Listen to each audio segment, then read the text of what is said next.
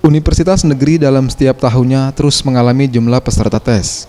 Bukan hanya sekolah negeri yang bersaing untuk meloloskan peserta didiknya. Sekolah swasta juga terus berusaha untuk meningkatkan kualitas dan standar pendidikannya, agar siswanya dapat bersaing di universitas unggulan.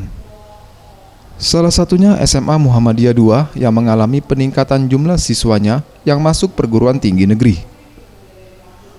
Doso Susilo, Kepala SMA Muhammadiyah II mengatakan, dari jumlah siswa kelas 12 sebanyak 101 siswa, 14 siswa lulus melalui jalur SNMPTN.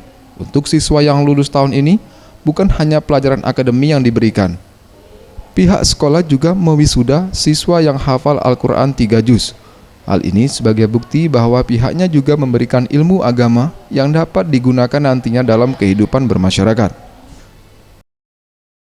Alhamdulillah yang masuk dalam proses SNMPTN ini kita ada 14 orang. Jadi 4 orang dari ini masuk di Unsri dan 10 orang di Polsri. Ini ada peningkatan di tahun kemarin? Kalau di tahun kemarin Alhamdulillah ada peningkatan sekitaran 3.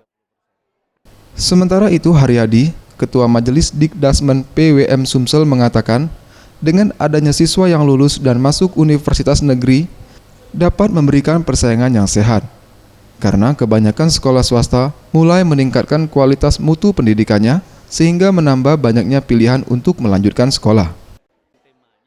Sekolah berkemajuan dalam arti bukan hanya siswa itu cerdas, bukan hanya siswa itu terampil, tapi yang paling akhlak, memiliki akhlak. Kalau akhlaknya baik, insya Allah kecerdasan, keterampilan itu bisa mengiringi. Tim Liputan, Sriwijaya TV.